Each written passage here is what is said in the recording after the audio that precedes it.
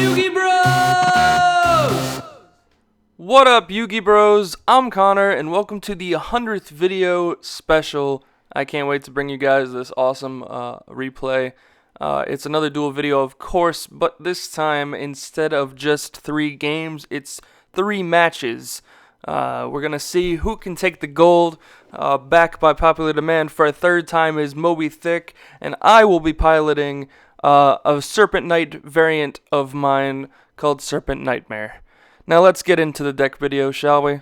I know most people will play and give me crap for only playing 2 Serpent Knight Dragon, but I feel like 3 of them clogs this deck a little bit. Once you get it on the board, the goal is to protect it as much as possible, and I hate drawing multiples. I understand with the skill Nightmare Sonic Blast you want to reveal monsters, but I feel like the deck has enough monsters already to not worry about that. So we play 2 Serpent Knight Dragon. We play 3 Gale Lizard.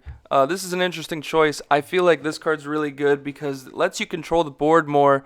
Once you have 6 hand traps and stopping your opponent from attacking, the best thing you can do is put a monster on the field that bounces other things, especially if you protect it for a turn, flip it the following turn, bounce something on their field to their hand, and then tribute it for like Tribute Doll to summon your Serpent Knight. It's a really strong play. I really like the card, and it just adds more BS to the fire. In addition to that, like I said, we play triple Gentlemander and triple Sphere Karibo to maximize the amount of locking our opponent or stopping our opponent from attacking our baby Serpent Knight Dragon. We play 3 Summoner's Art, even though we still only play 2 Serpent Knight Dragon. It's just to see it as fast as possible. It's an easy side out as one of them goes for game 2 and 3. But I just want to see the card as soon as possible. We play 3 Tribute Doll because this card lets us summon our Serpent Knight Dragon a lot quicker than normal. And we play 3 Heat Wave, which I'm surprised no one is playing in this deck because this card locks out your opponent from doing almost anything and forces them to summon defense monsters and allows you to play around it. The thing with Tribute Doll is the monster you tribute does not have to be face up. So if you activate Heat Wave and then need a monster to tribute for Tribute Doll, you just set the monster, activate Tribute Doll, get rid of it, summon your Serpent Knight Dragon, and then your opponent is locked on their turn to only setting monsters or monsters with no effects. So I feel like it's a really good control aspect to the deck, and it makes Serpent Knight stay on the field a lot longer, which is nice as well. We sided Magician of Faith, which I'll tell you right now, going forward, I'm not going to side this card. The idea behind it was to get Heat Wave back, or a Tribute Doll, or a Summoner's Art if you need the stuff, or Night Beam, which we side here as well, to bring it back. I'm definitely going to play 2 Half Shut in the future. I might even try to find a spot to main them, but I'm definitely going to side them because it just allows you to keep Serpent Knight on the field longer again, and you don't need 3 Night Beam. I tried this. Like, most of the time you bring in 2 max. But Champion's Vigilance is the other card we side in addition to the 3 Night Beam. This card's really good, and I understand the reason why most people main it. I just feel like if you're not knowing what you're going first or second game 1, you'd rather side this card. It's really powerful, don't get me wrong, but it's really fun when your opponent doesn't see it game 1 and they're like, oh, he must not be playing it because they see the Heat Waves and stuff, and then they don't really elect to bring in a lot of their back row destruction, and then you flip it game 2, and it's just a whole mastermind of a mind F, if you will. So that is the deck. Moving on to our opponent, we'll be playing Moby-Thicc. Moby-Thicc, now we've tried so many variants of this deck, between Blue Eyes, between an Insect variant, between so many different things, a Luster Dragon build actually, and Red Eyes is still the most consistent way to play this deck, unfortunately. So this is a bit different than the previous Moby-Thiccs, but it's close to the same thing. We main the skill Beatdown. This allows Moby-Thicc to get over everything. Moby-Thicc, if you don't know, is Fortress Will. If you put Beatdown in and you make this guy real big, like it just makes sure you can get over stuff without having to destroy it the other way. But we do Sire Assault and the Hidden Parasite in case we need to bring in more destruction. But the deck is 3 Red Eyes, 3 Senju, 3 Sonic Bird, 3 Sphere Karibo, only 2 Fortress Whale, and 2 Fortress Whale's Oath this time. Mainly just because it clogs the deck a lot. You don't need it. Once you drop the 1, you're kind of just playing with the 1. So having multiple is cute, but you don't need 3 and 3. 2 Summoners Art for the Red Eyes, of course, and 2 Red Eye Spirit to bring back your Red Eyes when you tribute it for your Fortress Whale. The side deck, like I said, we play 2 Eradicator along with Hidden Parasite. I know you can't side skills on Dueling Book, so we'll tell you in the video when the skill is different. 2 Night Beam just cuz, and a Dust Tornado to finish it off. But without further ado, let's get into the main duel. Guys, don't forget to like and subscribe. As always, please smash that notification bell to get all of our latest updates, videos, and more. And let's begin, shall we? So we start off, we're going to go first. Our opponent is elected to go second. So we are kind of in a situation here where we're not, I feel like with this deck, if you don't have it, you kind of just pass.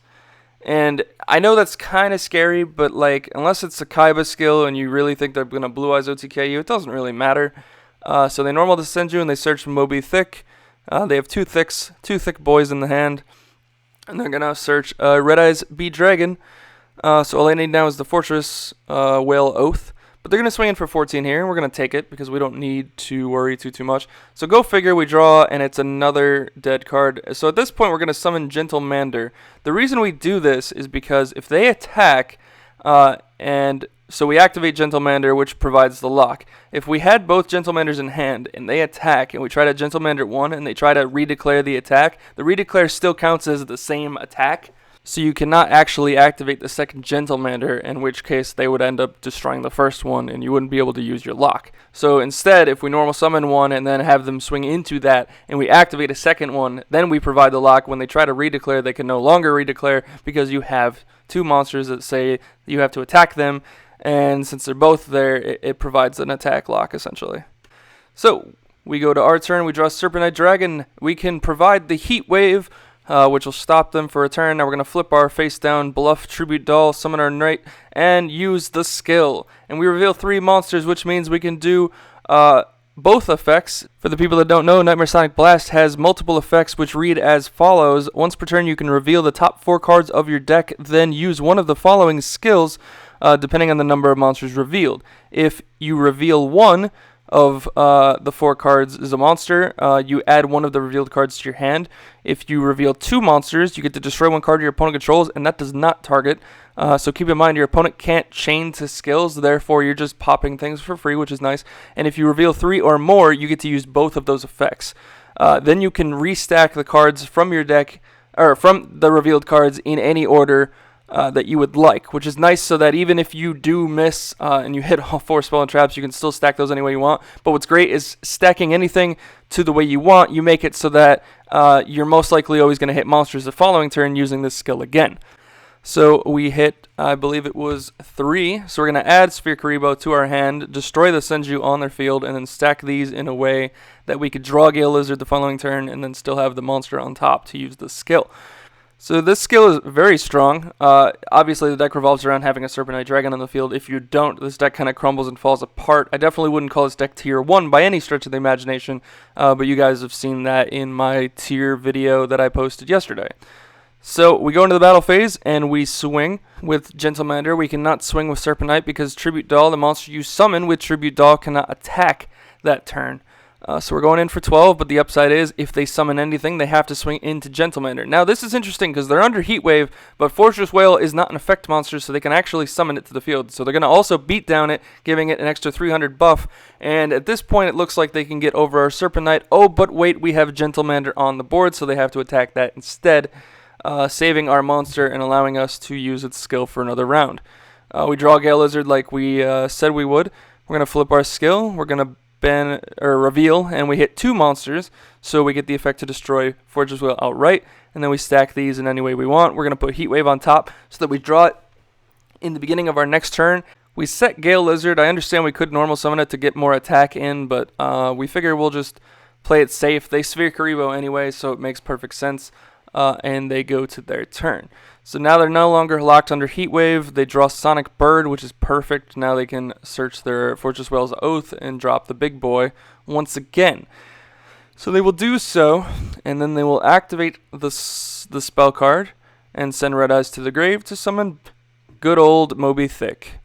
Alright, so then they're going to flip Beatdown. Moby-Thicc will get pumped by 3. What's nice about Beatdown is it gives all your monsters an extra 300 attack for each level 5 or higher monster you control. So Sonic Bird is at 17 this turn. They swing into our Serpent Knight, and we're going to Sphere Karibo. They're going to have Sonic Bird swing into our face down, but our face down is Gale Lizard, so we're going to bounce their Fortress Will to their hand, and now we kind of own this game. We're going to draw Heat Wave since we stacked it. So I don't think they can come back from this, even if they try to. We're going to activate the Heat Wave, so they're locked onto that. We're going to flip our Nightmare Sonic Blast. We're going to hit 3 monsters, so we can pop that and add Gentlemander to hand, just in case we need a defense. We're going to stack Gale Lizard on top, so we draw that for the future turn. If there is such a future turn, we're going to bluff our set Tribute Doll face down. We're going to swing, and they do Sphere Karibo, so they're actually still not completely dead. But they can't summon that bird because of Heat Wave. So they're going to have to forcibly just set the monster and hope to God I don't hit enough things to pop their monsters. We're going to flip the Sonic Blast. We're going to reveal 2 monsters this time, so it does destroy their defense, and all we need to do now is summon a monster with enough attack points to swing for game. So at this point we're going to summon Gentlemander since it does lock them into swinging it if they do have a 3rd sphere, and then we're going to swing for what is game. And that is that in a nutshell. Suck it, Moby-Thicc. I know it was only game 1. So we go into siding, and they're going to elect to go second, so we are forced to go first once again. This time our hand is a little bit better. Obviously we don't have Tribute Doll yet, but we can stall with a little bit more things. If you want my personal opinion, I think in the future I would not go ahead and set the Gale Lizard because they're summoning a bunch of monsters that say if they're summoned, they search. But I guess I didn't really think too far ahead. I would have just passed again like I did the game 1. So we're going to Gentlemander this instead so we don't lose our valuable flip.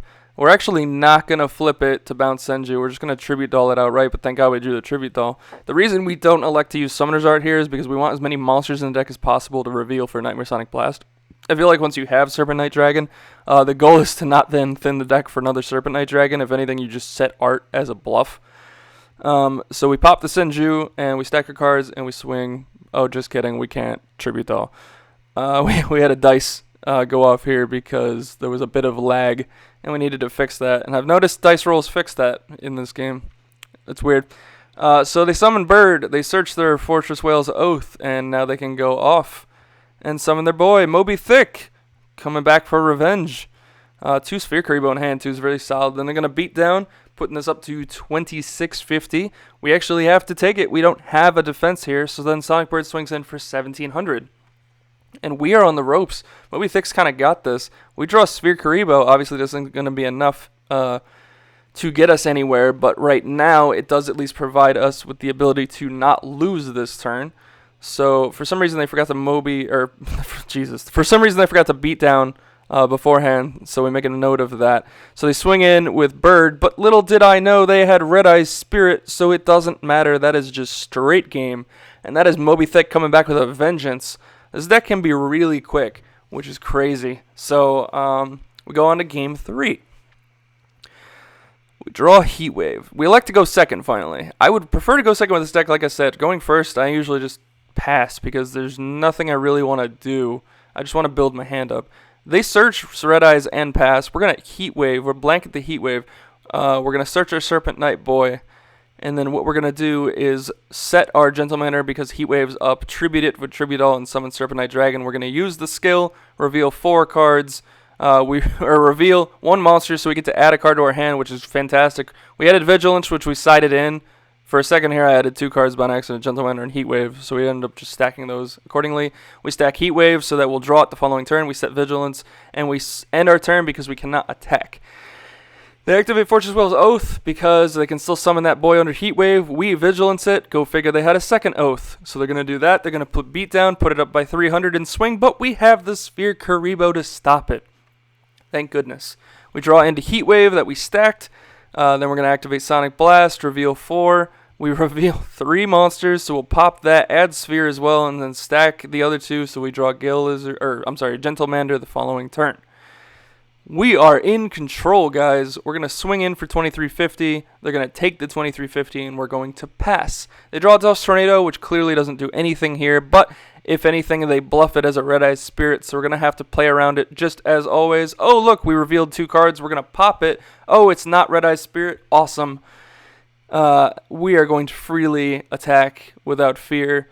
They do Sphere Karibo here. That's fine, but 1 card is not going to bring them back. Red-Eyes Spirit is probably the best thing they could draw, but instead they pass. So we assume it's probably a Sphere Karibo. We're going to use our skill, restack our cards because they don't have anything to pop. We're going to set another Vigilance. We're going to summon Gentlemander, and we're going to swing for what would be game. So, Serpent Knight Dragon takes the first match of 3, but as I said in the beginning of this video, we're doing multiple matches, so let's see if Moby-Thicc can come back for match number 2. We lose the dice roll again, or the flip the rock paper scissors. We can't win that to save our lives. So we pass. Simple as that. They normal to Senju. They activate Summoner's Art. They search their red eyes. They're going in. Look at this. This beautiful hand for Moby-Thicc. They're gonna row Fortress Whale's Oath, send the red eyes, summon the Thick, set the red eyes Spirit, activate Beatdown, bump both by 300, and swing in for what would be game. So we're going to have to stop this with Gentlemander. So they're going to kill that with that, and then we take 1700 off the Senju. That deck, man, Beatdown. It's so underrated. So underrated. If Dragon Color ever gets banned, man, I feel like that's the play to go with a bunch of Blue Eyes decks. We can't really do anything, so we'll set 1 and pass. So they'll go into their turn. They will activate Summoner's Art, search, thin the deck a little bit more, add another red eyes to hand, which makes perfect sense. You might as well thin it as much as possible. And then they're going to go directly into the battle phase. Not before using Beatdown skill effect to pump both monsters by 300. They're going to swing in here, and we're going to Sphere Karibo. They're going to swing with Senju for 1700. So we think we're fine, but then they flip the Red Eyes Spirit, summon the Red Eyes. The Red Eyes, by the way, does not get the buff here. I had to make a note of that. It's only the monsters they currently control. But either way, they swing in for a quick game 1, and we needed that monster. That's what we needed to start trying to go off here. So, going into game 2, Moby-Thicc takes game 1 easily. Made it look so simple. We're going to go second, since we finally get to choose, and that's what we like to do. I also like second better for most decks on Speed Duels, because the card advantage, having the 5th card just gives most decks more options. And there's very seldom decks that like to go first. Gravekeepers, I know, is one of them. Warrior Beatdown can be another one, I guess. But either way, they're going to summon Bird and get the Fortress Whale's Oath and pass. We're going to activate Art, search our Serpent Knight Dragon, then summon our Sphere Karibo, activate Tribute Doll, tribute it, summon Serpent Knight Dragon. It's not ideal, but it's something. So we're going to do so. We're going to reveal. We're going to hit 1 monster, so we'll add a Gentlemander to hand and then stack the other 3 appropriately. And put the Heat Wave on top. We're going to set the Champion's Vigilance, and we're going to pass because Tribute Doll says we can't attack. They're going to Night Beam the Vigilance. That's huge. That's such a problem. So they're going to search another Moby-Thicc with Senju. They're going to activate the Oath and summon the boy. They're going to also flip up their Beatdown skill, so everything is pumped. Thank God we got the Gentlemander to stop this, so that'll redeclare that. And then they have to pass. We're going to draw Heat Wave because we stacked it. We're going to activate Heat Wave. And this is actually where I think I should have activated Art and then used the skill, because we knew we were going to hit multiple spells. It would have been better to shuffle the deck and see if we could get a better 4-card option. But we do add Gentlemander, so we're not completely in the hole. We're going to set our spell as a bluff. We're going to swing into the Bird, and they're going to take 950. They're going to save the Sphere. Kind of makes sense. Like, they need it to... Moby-Thicc is their deck right now. And unless they hit Red Eyes, it's not going to make a difference. They draw the Spirit. They activate Beatdown and go right into battle phase. And since they don't have a Red Eyes in the grave, no reason to set the card. We activate the Senko Gentlemander, obviously. And they redeclare into the Gentlemander. So, we are protecting it. We draw Heat Wave as always. We're going to activate it, stun them for a turn. We're going to flip Art this time to search our Serpent Knight and then use the skill to kind of hit the redubs here. We reveal one monster. So go figure. We'll add Sphere Karibo to hand, but that's kind of not what we were trying to do. We were trying to get a free pop, especially if they have Sphere Karibo. But, of course, we'll do what we can. We'll have Serpent Knight swing into Senju, and they'll take another 950. They'll draw Red Eyes for turn, which now feels like maybe they should have kept a monster in the field to tribute for Red Eyes, but that sounds like such a terrible idea. You might as well keep it going while you got this. They beat down, they swing, we Sphere Karibo. We draw into Heat Wave, so we activate Heat Wave. We flip our skill, and we reveal no monsters. Go figure. The other three left in the deck are monsters. So we're not going to do anything other than restack these cards, but it doesn't matter. We need to keep Serpent Knight alive. Go figure. They have the Sphere Karibo, and now we are on the downside. The upside to Serpent Knight's defense is that it's 24, not 2350, but Beatdown puts Fortress Whale over it, so it doesn't matter. So they kill our boy, and now we're drawing cards that don't matter because we don't have Serpent Knight on the field anymore. If we'd flipped the scale, we guarantee would have hit a monster, but we don't have the monster. We don't have the dragon to do so, so we have to pass. They attack. We draw another dead card. Unfortunately, that is going to be the game, and that was a quick 2-0 from Moby-Thicc to tie the match up and bring us into our third and final match to decide who is the better deck. Yeah, see, we reveal the last three cards. Terrible. Just crappy draws are crappy. That's what happens sometimes. So we actually didn't plan. Originally, we were planning to do one a match apiece, but then we figured we go into the third match. So we start over. We do a third match. It's the same as it was for the other games, and they're going to start and activate Senju, searching Moby-Thicc, and passing. We're going to draw. We're going to main phase. We're going to activate Summoner's Art, search our Serpent Knight Dragon, set our monster, activate Tribute Doll. It didn't matter if we set it down. We didn't Heat Wave this turn. And then we're going to summon our boy and flip our skill, and we're going to reveal two monsters, destroying Senju and allowing us to restack these cards in any order we would like, allowing us to put Heat Wave on top to draw it for the future. So, we're going to pass, because Tribute Doll, they're going to summon the bird, they're going to search another Oath, and they're going to activate said Oath, sending the Red Eyes Black Dragon to the grave, and summoning Moby-Thicc. This thing just doesn't die. They're going to activate the Beatdown, and they're going to swing. We have the Sphere/Gentlemander, so we're okay. So we're going to Sphere it. And then we're going to draw. And we're going to activate the Heat Wave. And then we're going to flip our skill. See how this kind of goes? It's kind of repetitive, but like I feel like Heat Wave just gives you the extra protection. So you know your opponent's not going to summon anything in attack mode unless it has no effect. This deck's a little bit of a exception because Moby-Thicc doesn't have an effect, so they could summon it. But most decks, like they're just not going to attack you at that point. So I like the Heat Wave. Stack the Heat Wave, we activate the Heat Wave. We activate Nightmare. We flip 4. We hit 3 monsters, so we pop and add. Now we have Gentlemanders for days. And we're going to stack these cards in any way we like. We're going to swing for 23. I think that was a misplay. I should have summoned Gentlemander. I don't really know why I didn't. But they're on the defensive anyway, so it doesn't matter here. So we're going to go into our draw phase. They set 2 cards as bluffs. I feel like at this point we know they're bluffs unless we think one's a Red Eye Spirit. But again, the right thing to hit would be the monster here. We'll add the Gale Lizard. We'll stack the cards appropriately. We'll activate an art, add Knight, so we can get a different stack the following turn. We'll summon Gentlemander. We'll swing. We're going to play around Windstorm, even though we haven't seen it this entire match, just in case. And yeah, that's going to be quick game 1. Game 2.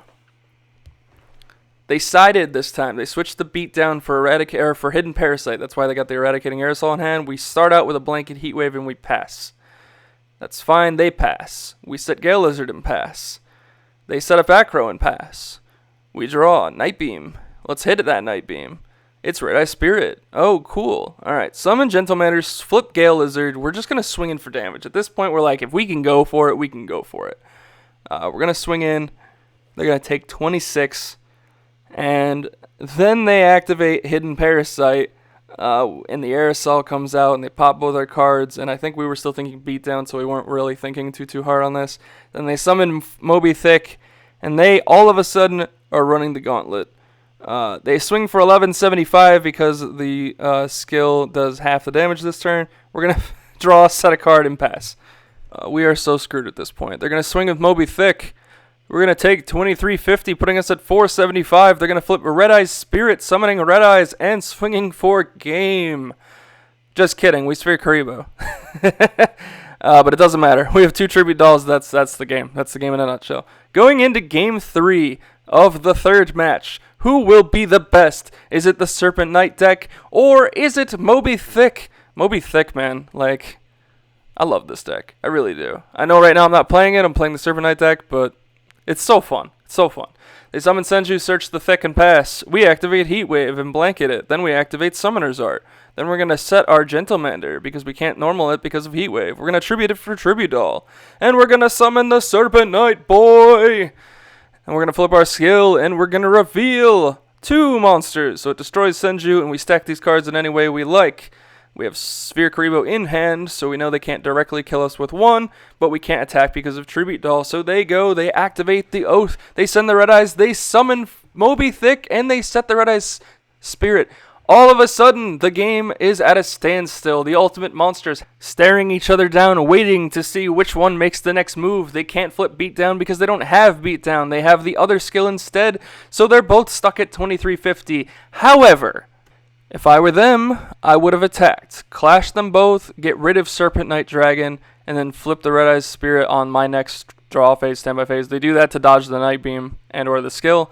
But they didn't do it, so they flipped the thing to summon it, but we use Nightmare Sonic Blast, and we hit the Red Eyes. And just like that, we can switch Serpent Knight to defense mode, and now Moby-Thicc can't kill it. I think that was a huge misplay on their part. Unfortunately, we did have Sphere, so it may not have mattered as much, but at least they could have done something. They have to pass because they can't get over this. Then we were forced to go back to our turn, use the skill once again, pop Moby-Thicc, and stack our cards as always. We're going to switch Serpent Knight to attack, set a bluff Tribute Doll, and swing in for 2350. And just like that, Moby-Thicc is on the defensive once again. They're going to search another Red Eyes here, but they can only cower in fear behind Sphere Karibo as Serpent Knight Dragon stares them down, waiting for them to admit defeat. We flip Nightmare Sonic Blast once again. We reveal 2 monsters, so we can't pop anything they control, so we'll just stack these accordingly. We're going to draw Art next turn so we can hit more monsters. We're going to set Vigilance, and we're going to swing in at Sphere Karibo. Okay, well, that's fine.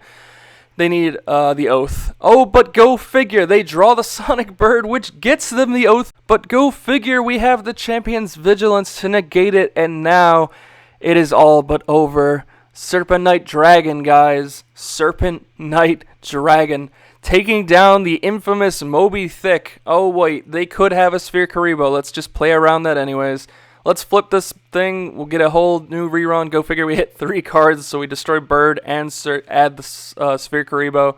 For extra insult to injury, we're going to switch Serpent Knight to attack mode, and we will freely attack for what is GAME.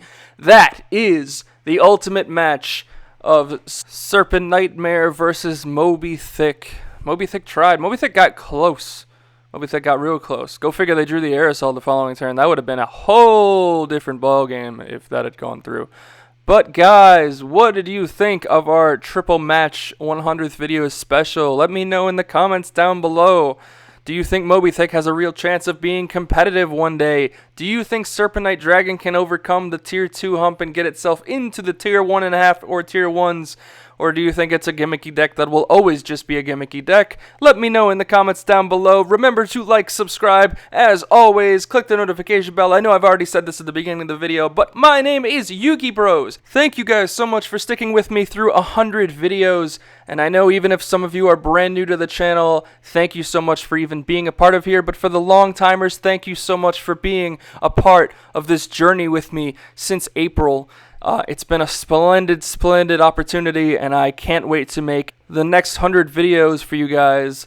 I'm out.